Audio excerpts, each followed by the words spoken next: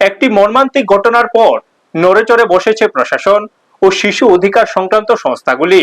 সোনামুড়ার চন্দনমুড়া এলাকায় নাবালিকার মৃত্যুর ঘটনাকে কেন্দ্র করে তদন্ত ও সহায়তা কার্যক্রম জোরদার করা হয়েছে। ঘটনার খোঁজ খবর নিতে মৃতার বাড়িতে পৌঁছান ত্রিপুরা রাজ্য শিশু অধিকার সুরক্ষা কমিশনের চেয়ারম্যান জয়ন্তী দেববর্মা সহ একটি প্রতিনিধি দল। তাদের সঙ্গে ছিলেন চাইল্ড লাইনের সিপাহীজলা জেলার প্রতিনিধিরাও।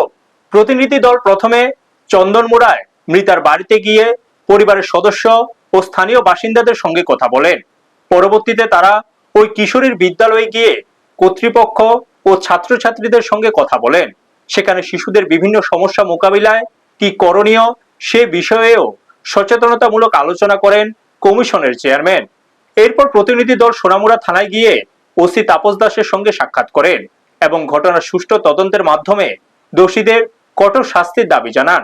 এই বিষয়ে ওসি তাপস দাস জানান, ঘটনার সঙ্গে জড়িত সন্দেহে মৃতার কাকা ও ঠাকুরমাকে আটক করা হয়েছে এবং তাদের আদালতে পেশ করা হয়েছে। তদন্ত প্রক্রিয়া চলমান রয়েছে বলে পুলিশ সূত্রে জানা যায়। সব মিলিয়ে এই ঘটনাকে ঘিরে এলাকার শোক ও উদ্বেগের পরিবেশ বিরাজ করছে এবং প্রশাসনের পক্ষ থেকে দ্রুত তদন্তের আশ্বাস দেওয়া হয়েছে। ব্যুরো রিপোর্ট, নিউজ তৎকাল 24। সবাইকে নমস্কার জানাই, বিশেষ করে এই এলাকাবাসীকে যারা প্রতিবাদ করছে একটা নক্কারজনক ঘটনা যে ঘটেছে। এই মেয়েটার যেন উপযুক্ত, যারা অপরাধী তারা যেন উপযুক্ত শাস্তি পায়, তার জন্য আমরা সবাই সচেতন এবং আমাদের দাবি থাকবে কমিশনের তরফ থেকেও। আমরা এসেছি ত্রিপুরা রাজ্য শিশু সুরক্ষা অধিকার কমিশনের তরফ থেকে এবং এখানে এসে আমাদের এলাকাবাসী এবং গ্রাম প্রধানের সাথে পরিচয় হয়েছে।